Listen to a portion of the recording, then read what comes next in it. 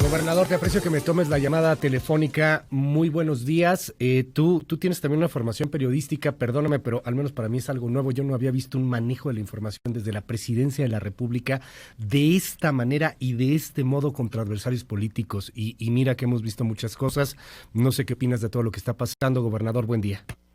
Muy buen día, Luis. Nos vamos a sorprender cada día más porque la escalada de envilecimiento, de destrucción de las instituciones públicas de México y del ambiente social y político continuará, porque no hay un propósito de gobernar, no hay un propósito de conducir al país.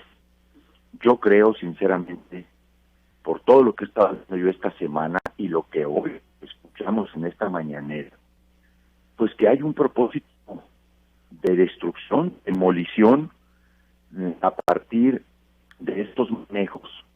Ya no solo el tono inciso, sino francamente calumniador, mentiroso, que se han conducido. Creo que lo que nos estás diciendo es sumamente importante. Perdóname, gobernador, voy a tratar de arreglar rápido la línea, ¿no? Porque se corta horriblemente. Una disculpa al auditorio, problema técnico, estamos arreglando ahorita la línea telefónica. Nos dice Javier Corral, cada vez se podrá poner peor. Estamos siendo testigos de la destrucción de instituciones y de la destrucción, yo me atrevería a decir también, pues de libertades. Javier Corral, gobernador en Chihuahua, una disculpa, teníamos aquí un problema técnico y te escuchábamos entrecortado.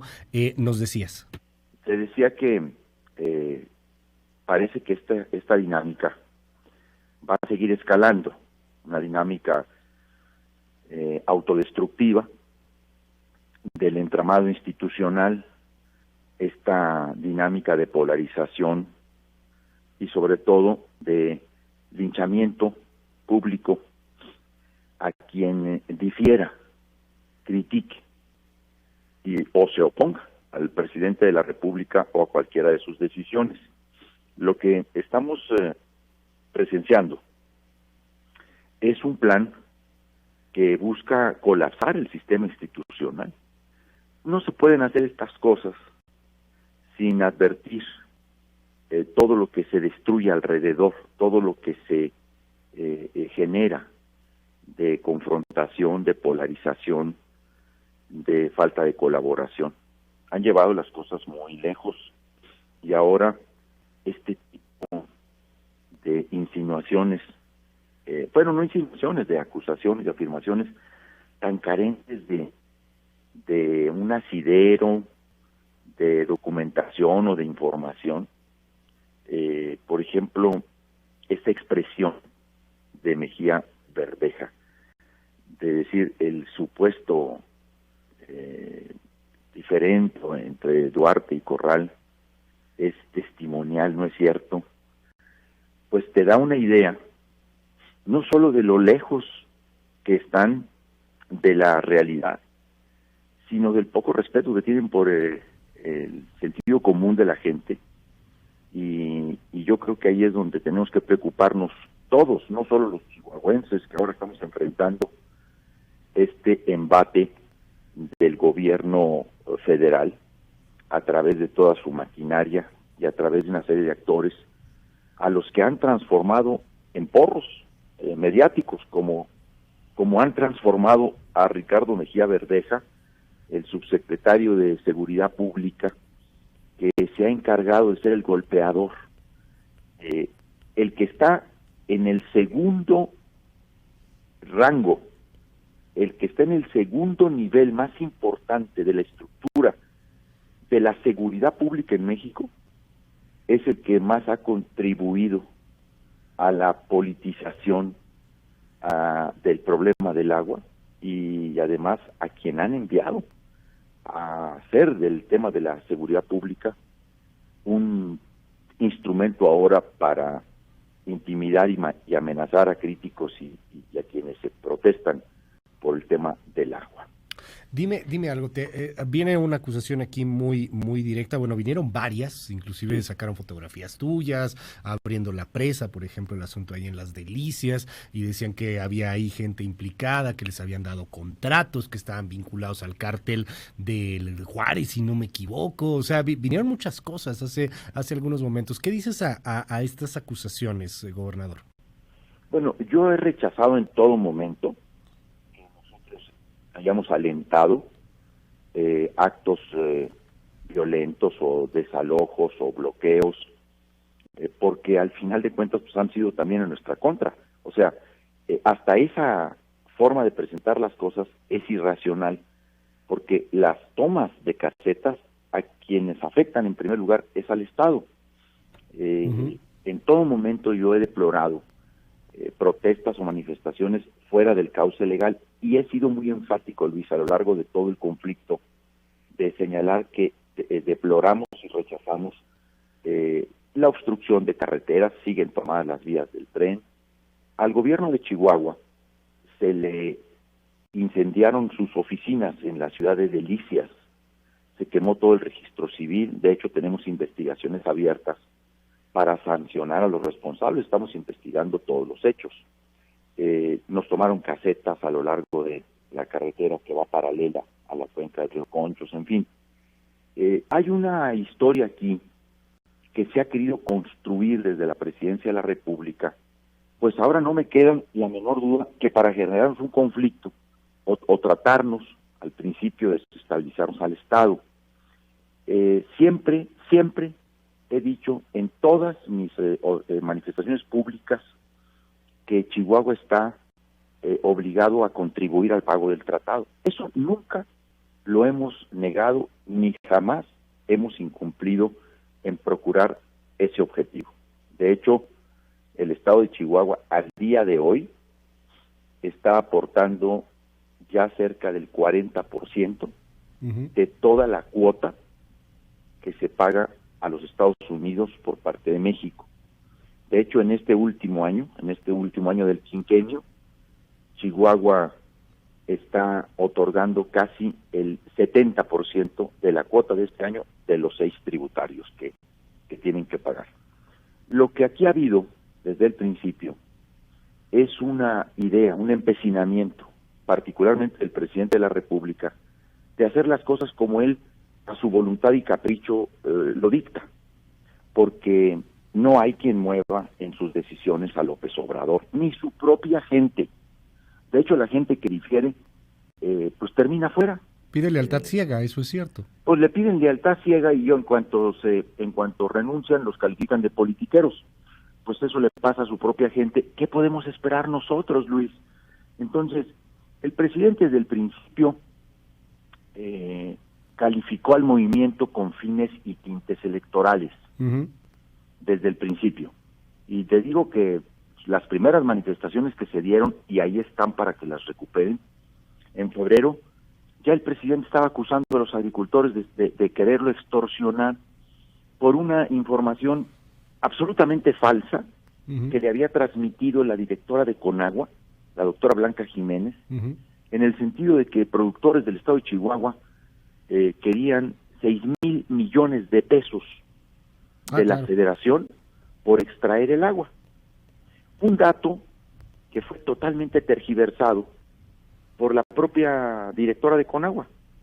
En una reunión, los agricultores, uno de los agricultores mencionó que Chihuahua otorgaba a Sinaloa y a Sonora casi 6,000 millones de metros cúbicos de agua por los escurrimientos naturales de las lluvias, y que era bueno que Sinaloa y Sonora pagaran derechos ambientales a Chihuahua. Eso se dijo allí como un comentario. Vinieron, se lo dijeron al presidente, y al día siguiente mandó al ejército para abrir la boquilla. O sea, hubo un desplante. Esa presencia del ejército en la boquilla y luego la Guardia Nacional tensó muchísimo el tema, generó una indignación, porque a lo largo de toda la historia del tratado, desde 1944 hasta este año, jamás, nunca, los chihuahuenses habíamos visto al ejército y a la Guardia Nacional desfogando las fresas de Chihuahua para pagar el tratado. Ciertamente desde 1944 no había habido ningún problema. Déjame preguntarte, gobernador, porque hoy las acusaciones... Sí había habido problemas, Luis, pero no de este tamaño. Nunca se había decidido militarizar. Sí, claro, pero no de este tamaño. Tema. O sea, no había llegado el ejército a abrir, como lo dices, o sea, abrir la presa y los enfrentamientos y no sé si hubo pérdidas, pero hoy también estamos hablando de una persona que está muerta. Bueno, es que la presencia precisamente de las fuerzas militares en las presas y de la Guardia Nacional fue tensando mucho las cosas hasta los lamentables hechos del 8 de septiembre, en el que un grupo de manifestantes, infiltrados incluso por gente muy radical, que lo que ha querido también es llevar las cosas a un ámbito de violencia, sacaron a la guardia de la presa La Boquilla para tomar los manifestantes la presa. Y entonces, todo ese día estuvo tan tenso el ambiente que por la noche, pues ya hubo un desenlace en donde elementos de la Guardia Nacional asesinaron de manera muy artera a una mujer y hirieron a su pareja, que afortunadamente él está ya fuera de peligro, ya está incluso recuperándose en su casa. Todo esto ha sido fruto de la decisión no solo de militarizar, sino de entregar la mediación de este conflicto y la negociación de este tema al que acabamos de escuchar ahorita. A Ricardo Mejía Verdeja. O sea, la gente tiene que saber que este señor que acaban de escuchar, con ese tipo de argumentaciones, con ese tipo de enfoques, con esa visión, con esas mentiras, es al que el gobierno de la República puso a negociar con el Estado de Chihuahua estos temas, porque desde el principio decidieron hacer de esto un asunto de seguridad, lo han dicho una y otra vez, y hicieron del tema un asunto de presencia militar y de la Guardia Nacional, y eso, por un lado, conflictó todo. Ahora bien, Chihuahua ha cumplido, y ya ha cumplido con creces. A ver, a nosotros no nos pueden reprochar que no hayamos buscado por todas las vías, como lo hicimos, generar los acuerdos con los productores y los agricultores para que Chihuahua pudiera contribuir en la medida de sus posibilidades al pago del tratado. Y finalmente Chihuahua es el que más contribuye. Hoy estoy tomando un cuadro que aparece en el Reforma, por ejemplo. En este ciclo 35, Chihuahua ha aportado 845 millones de metros cúbicos de metros cúbicos de agua. Es el estado que más ha aportado, pues, o sea, y por mucho. No, ya traemos 800, a lo largo de todo el quinquenio, traemos 800, como 57 millones de metros cúbicos. Vamos a terminar al 24 de octubre con 905 millones de metros cúbicos de agua entregada.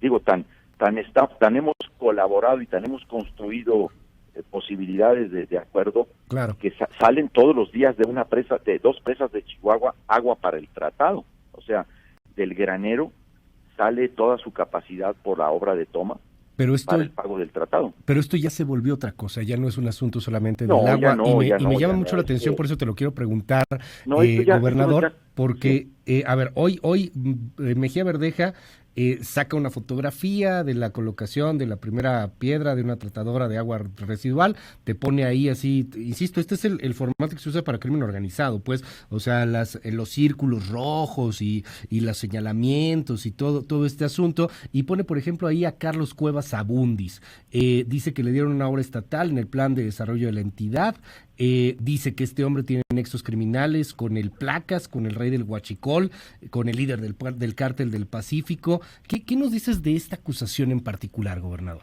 A ver, este manejo es un manejo burdo y nos debe alertar a todos de que López Obrador ha perdido ya no solamente la noción de la realidad, sino los escrúpulos. O sea, se está volviendo muy parecido a los anteriores y no puede decir que es diferente, que no es lo mismo, porque este es un manejo burdo y es un manejo absolutamente manipulador. Fue la Fiscalía General del Estado de Chihuahua quien detuvo e incluso ha llevado ante los tribunales a este personaje que efectivamente resultó con vínculos con la delincuencia organizada a partir de un propio secuestro que sufrió y del que se derivó una investigación en la que todo apuntó a que estaba vinculado. Bueno, pues debo decirte que cuando se hizo la licitación de esa obra y participaron varias empresas, toda la información que a nosotros se nos dio en ningún momento aparecía propiamente como el constructor, sino como uno de los socios. Nunca se vio ningún problema. Después, cuando surgió este tema, pues se actuó con toda claridad, se actuó con toda transparencia, determinación, y nosotros salimos a decir exactamente cómo había sucedido todo. Uh-huh. De ahí a que ahora, bajo este manejo perverso, ruin, el estilo de López Obrador ahora en las mañaneras, a mí se me pretenda vincular, digo, es verdaderamente, pues, ¿qué te puedo decir? Desanimador de todo, o sea, desalienta mucho ver en lo que está quedando la gran esperanza de cambio que llegamos a tener Uh-huh. en una conducta, por lo menos ética, en el manejo del decir y de actuar del presidente de la República. Ya si no podían transformar al país, Claro, en términos económicos, o cumplir los compromisos en torno de la desigualdad, uh-huh, por lo menos queríamos un presidente con una conducta ética, con por lo menos un mínimo conjunto de valores, como es la verdad, que para un presidente de la República debiera ser uh-huh. el eje fundamental de su actuación, conducirse con la verdad. Por supuesto, estas calumnias y distorsiones, pues no las dice él, pero él es el que prepara, anima, instruye, los obliga a que salgan a decir toda esta bola de tonterías. ¿Y qué sigue, Javier Corral? ¿Qué sigue, gobernador? Porque esto empieza a Denunciar. parecerse mucho a una dictadura latinoamericana en algún punto, ¿eh? Ojalá que nunca lleguemos a eso, pero es la realidad. O sea, yo no había visto, por ejemplo, en algún momento en que saliera un presidente, que fue lo que pasó hace un momento, y se pusiera a contar cuáles columnas son a su favor y cuáles son en contra, y a reclamar por qué le escriben tanto en contra. ¿Qué es lo que sigue? Mira, yo lo que creo es que debe estar ahora el presidente muy alterado en términos de sus reflexiones o en términos de su forma de analizar la realidad. El ritmo, me supongo, que trae, pues lo ha hecho perder ya piso. Creo que lo primero que sigue para él es un descanso. El presidente de la República necesita tomar una pausa, Luis. Necesita tomar distancia de esta escalada de radicalismo verbal. Tiene que hacer una pausa y reflexionar con más serenidad qué está haciendo.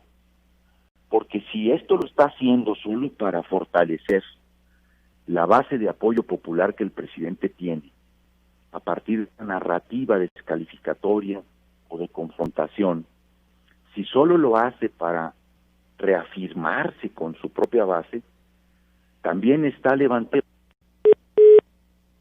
Se me cortó la comunicación con Javier Corral, una lástima. A ver si podemos retomar la comunicación. Ya prácticamente estamos aquí concluyendo esta conversación. Una disculpa al auditorio y una bronca, pum, se cortó la llamada telefónica.